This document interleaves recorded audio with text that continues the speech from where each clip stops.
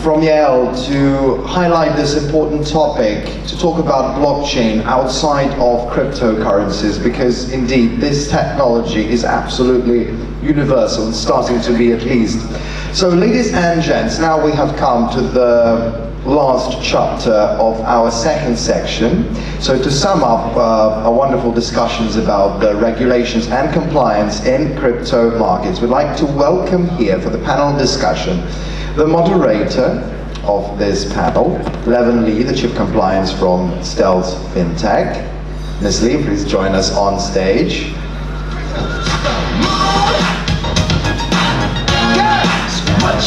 Joining Ms. Lee is Nick Kozlov, the back-end team lead from 1inch, Adam Burke, the senior legal counselor from Mercurio, and Yael Tamar, the CEO at Solid Block. They will share their perspectives on the complex interplay between regulation, compliance, and the crypto industry. Please, ladies and gentlemen, the floor is yours. Thank you. I think we're missing Nick. But... okay. Right, okay. Unfortunately, I think we're running over a bit of time, and hopefully this is quite short and we can go for your lunch. Firstly, thank you for the panelists, and could you please introduce yourself briefly? Of course, Yael just did a great presentation, but Adam, here you go. Hey everyone, nice to meet you all here. My name is Adam Berker. I'm a senior legal counsel at Mercurio.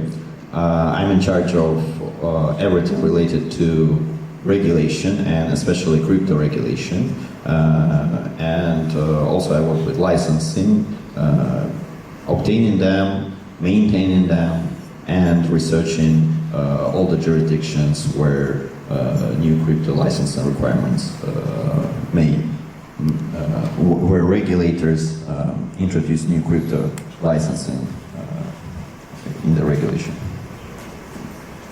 Cool. I think the first question I have, based on what you just mentioned, is obviously in my presentation I also mentioned that whether the regulator is embracing the democratization of finance or digitization of assets.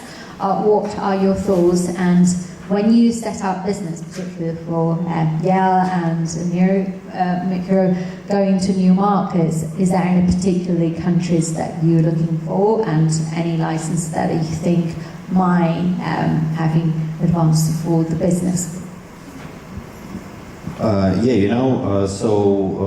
The searching and selecting special countries for licensing always depends on business needs, first of all. And like I always say, like for example, we in Mercurio, we have our own parameters, which we look at where we incorporate and obtain a license in this separate country.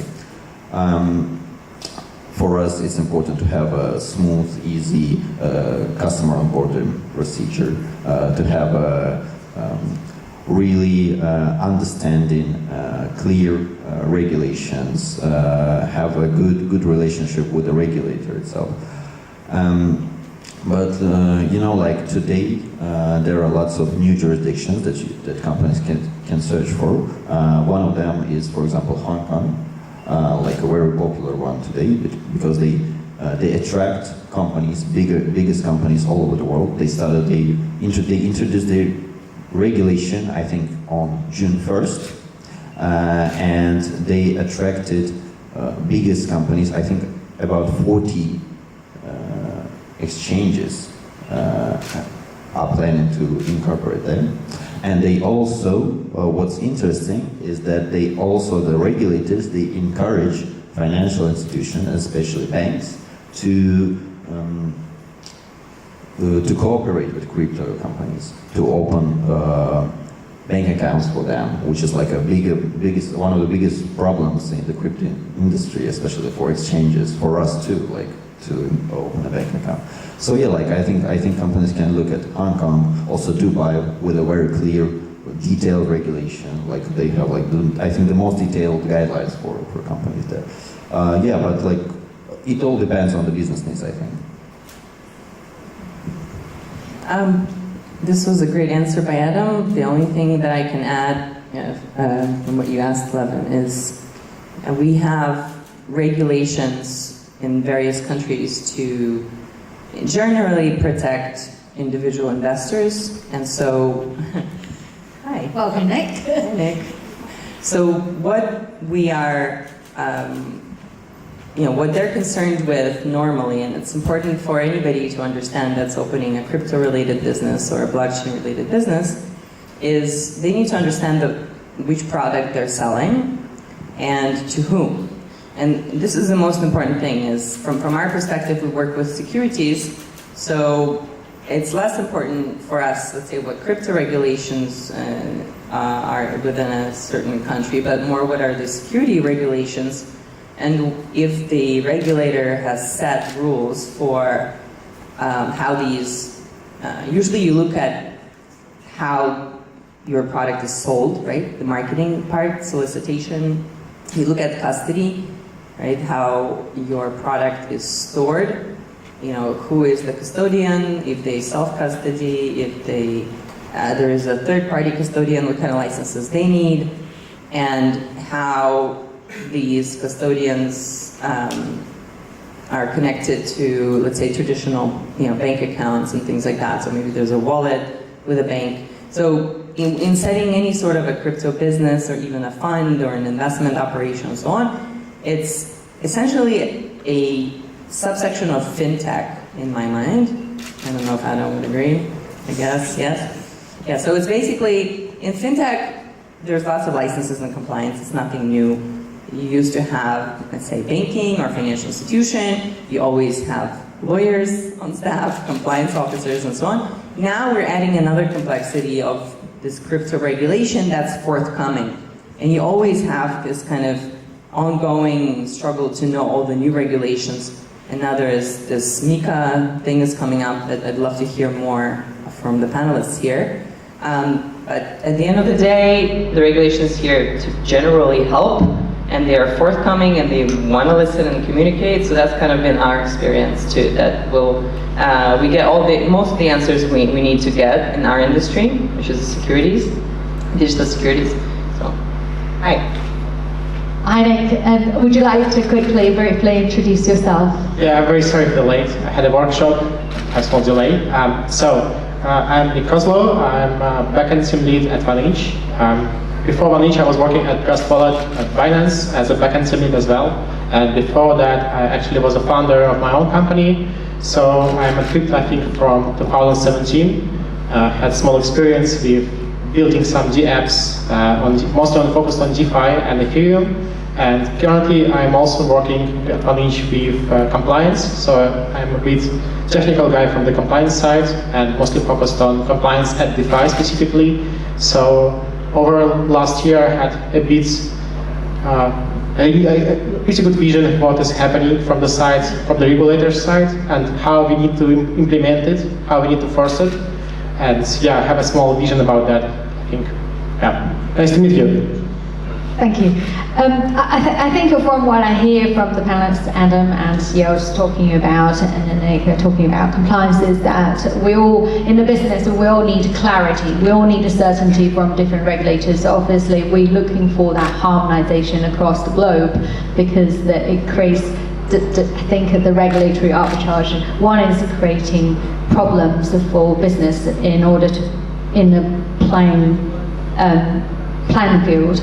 And the other is it creates operational challenges when you have different requirements. As I mentioned, the KYC requirement, as you say, easy to onboard customers and straightforward, and have, I think, practically implementable regulatory requirements, and it's actually really to protect the consumers. And from that, I want to kind of get into a little bit deeper. As a business, what do you see the challenges with MiCA coming into Europe, and probably its impact on your business heavily? Adam, do you want to go first? Thanks for the question. I think that the challenges that the companies will face after the MiCA comes into force, these challenges may affect on the one hand centralized services like Mercurio, and on the other hand decentralized like 1 inch of NIC.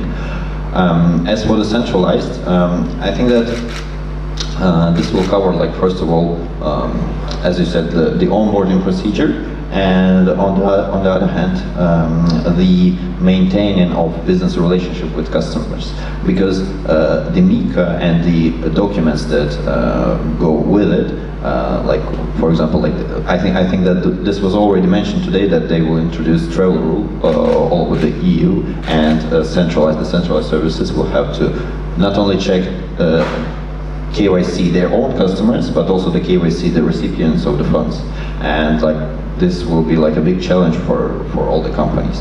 I think that, for example, in South Korea, they have already introduced this kind of system, of travel rule system, but it's like a private one, and like it's not working as it should be at the moment. But it's been, I think, 1 or 2 years already since its launch.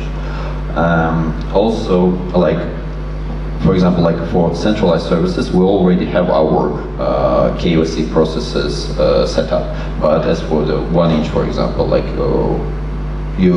for example, like as far as I know, correct me if I'm wrong, but your users, they just like have to connect their wallets, like non-custodial wallets, not to undergo any KYC, just to like exchange their funds. Yeah, it's correct. However, we have some on-chain compliance, so we use several partners to verify that address is not it's not actually a hacker. But yeah, like we mostly don't have KYC right now for the DM, of course. Yeah, but like with the new regulations, like all the regulators, they want to control every area, almost every area, and that's what I think this will be the challenge for the non-custodial services. But on the other hand, I think that I will pass the word to my colleagues, and maybe we can go back to this.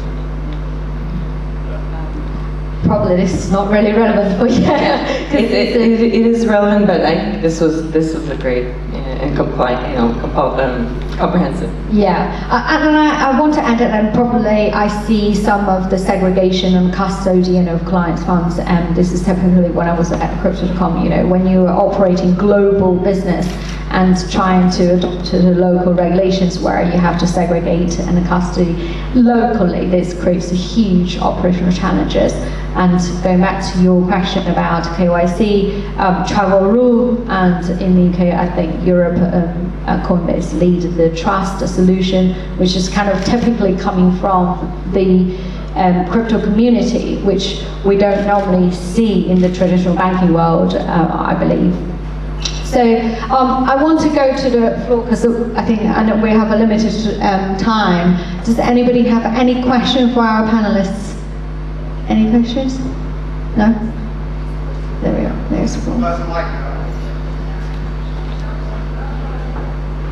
Sorry, this is a bit random. I just thought I don't want to delay everybody's lunch, and hopefully we can.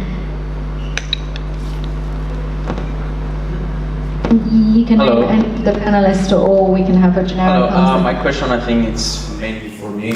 My question is about how can you identify the address of a hacker if they create a new one? How do you know it's a hacker? And the second question, do you believe they can KYC DeFi or anything that's decentralized? Do you believe like they can find who owns an address and get KYC from them? It's a good question. So I will start with the first one. Basically, currently we use our partners who help us to identify hackers on the address. Even if they make several transactions, we still have a tree of all transactions for any address, and we can actually identify how any hacker transfers its own funds across multiple addresses. And it's pretty interesting because we require to have very small interval, like very small latency. So if hacker made a transaction to the new address, we need to be faster than hacker to ban this hacker on this address. However, actually it's quite hard to theoretically ban everyone there. Because of the nature of Ethereum, the only option to be completely compliant friendly is to have only whitelist only solution. It's impossible in current DeFi to implement 100% compliance. Doesn't matter which provider or which rule you're using, because hacker can always make multiple transactions inside one transaction. What do I mean? You can potentially, for example, make a transfer from Tornado Cash creator to a new address and generate 30 new addresses and 30 new transfers inside one atomic transaction on the blockchain side. And in this moment, it's almost impossible to track that on the side of the compliance. Doesn't matter which engine do you use. That's why the only solution for that is actually whitelisting. Currently, we don't have whitelist because in DeFi, but we're trying to monitor basic cases. Most of the cases are not that complex. It requires a lot of resources for hackers to do something like that. So we are mostly focusing on basic hackers that are not really smart in this way. And we do all of that actually through our partners. We work with the Ethereum Labs, one of the best compliance providers on the market, and we are pretty happy to work with them. Answering the second question, can you please repeat a bit? Do you believe they can KYC centralized applications and wallets? I think it's already started. Actually, we can see that in DeFi we have some KYC starting because of the SBT tokens. It's a pretty good concept right now. When you do KYC, for example, on Binance, you can get the SBT token and use this soulbound token that you proceed this KYC with the lifetime, for example, for 1 week. And we can check that if this address have KYC on Binance, potentially you can actually don't check that it's already KYC with this partner. That's quite a good approach, and it's pretty not hard to make such requirements on chain. So we can verify that specific address must have SBT with the lifetime smaller than 1 week. So yeah, I think it's quite possible to do KYC. It's not a big thing actually for the DeFi. It's quite easy to implement that from the technical side. The more higher challenges are with the compliance side, because it requires constant monitoring on each transaction. It's much more harder than doing KYC. Great, I love to hear that. As I said, we always come with questions and problems, and as an industry, I think of the solutions, there's always a way to find the solutions, right? Any other questions? No? I actually have a question. For all the panelists, so we see, today we're very exciting about the opportunities that the blockchain is bringing and the kind of a new frontier in front of us. As business, what do you look forward to see in the next, let's say, 6 months to a year? Because a year seems like 10 years in the traditional banking. What would you like to see in terms of within the crypto community, or the firms, or consumers, or regulators, or authorities? What would you like to see to happen in the next 6 or a year's time? I know it's a very generic question, but hopefully it gives the thoughts for the floor. I think that we in Mercurio, we are waiting for, as we mentioned before, MiCA, and because it will offer us a not global, but a unified regulation all over the EU. So we have our certain licenses in some EU countries, and then we can passport them all over the other EU countries. But I think that other regulators in other countries are also undertaking actions in order to unify the regulation all over the world, in order to have a unified understanding of crypto itself, of licensing regimes, and this will help us to operate in other countries too, where we may be operating there, but we need a more clear licensing regime there. And on the other hand, I think that everybody in the compliance legal crypto world is watching at the Securities Exchange Commission situation in the US, and because I think that the results of this battle between the Commission and the crypto industry will also affect other countries, like especially EU, Asia, and like the approach that will be used in the US will be also transferred to other countries. Like, and if all the crypto is considered to be securities and they need this regulatory regime, like all the regulation and laws that were approved in the EU, I think they will also change in accordance with this new format, with this new trend, in my opinion.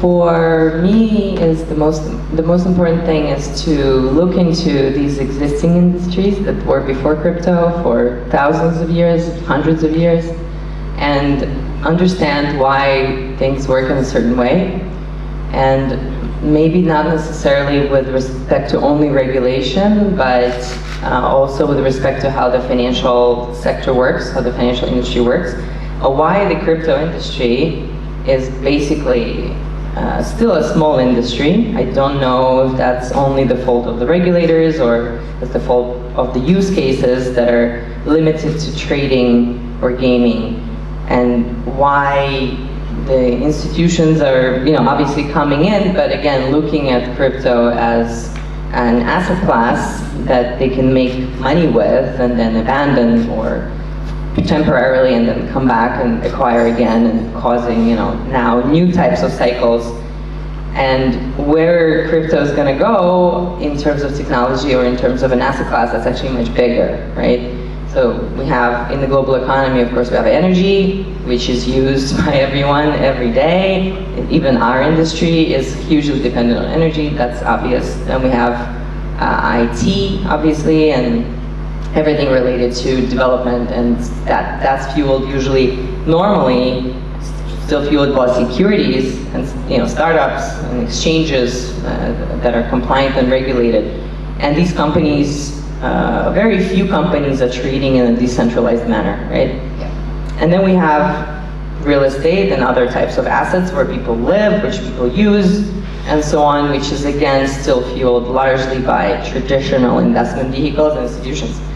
I would like to see the merge of the two, and I would like for crypto to graduate in some way into an asset class that is useful for many other things. And then I think that that's where we're going as a company, as Solid Block, and our new iteration called DIBS Capital, as a bridge where will allow private securities. In fact, if any of these companies, of any of the new iterations of, let's say, crypto is considered to be security, then we'll be able to provide global and decentralized, even to an extent, manner of an exchange of these securities between various parties. And the only thing that needs to be centralized really is the KYC, AML, and accreditation, right? And it really needs to be centralized because every party shouldn't be KYCing. You cannot trust other people to KYC unless, what Nick was saying, that they trust, or some parties trust finance to do KYC, AML, and proof of address and things like that, which is great. We need to have a trustworthy, maybe bank or financial institution that is licensed properly to do these things, and then we can rely on that as kind of the base. The rest of the things still can be decentralized. What do you think, Nick? In shortly, TLDR, I think it will be a pretty large fight across Web3 world and current compliance regulators. And my main take is that I think that currently the regulators are trying to bring 30 years old practices to the Web3 world, and they can't actually realize that it's not gonna work like that. And it's pretty obvious, it's pretty the same for any industry, as we already discussed it, because when regulators came to some sphere, they start to think, okay, what if we don't have any regulation? Let's take a look what will happen. Okay, looks bad. Let's try to make very strict regulation. Maybe somebody will survive. Maybe somebody will try to sue us and go fight back. And this is actually what is happening right now. Firstly, we don't have any regulation. Right now we have extremely strict regulation, especially at the United States, but nobody can get any license or like anything, and everyone running out of it. I think the next couple of years we will have something like a wave of regulation between Asia, Europe, and the United States, where we will have firstly very easy regulation. For example, in the United States, what we already had before, it will be very strict right now there, and Asia, APAC regions will have much more transparent regulation for the crypto, what is happening right now. And it will be like a constant battle between Web3 world that will try to change the geography, the entities, and trying to explain the regulators the situation, what is happening, why it's impossible to do such thing as a complete AML for the DeFi. Like from my point of view, the real requirements that they're trying to push right now, it's almost impossible to implement in DeFi right now. It's just, it will kill the whole industry completely. It will be different industry. And of course, it will not happen like that from my point of view. And it will be constant, like, it will be a pretty large discussion for the next years, and rules will be constantly changing. It will make everything, it will slow down everything. Actually, it's quite a pessimistic situation because all the industry, all the businesses here try to be compliant as much as possible, but with the constant changing of rules, it will be quite hard. So I think that will be a pretty large battle, and maybe only companies who will be very aggressive on that and will try to understand that in some regions the compliance is a bit better right now, it will survive. Yeah. I totally agree. I think that as business or compliance officers, that professionals, that we're all embracing the risks, and we constantly balance between the risk and rewards, whether you are in compliance, legal, or entrepreneurs, and that's what we do. And I think at this moment we're embracing regulations, and we want to see the appropriate level of regulation and legal framework that give us that certainty and confidence. So, thank you very much, all the great panelists, and please give a round of applause. And I hope you have a great lunch.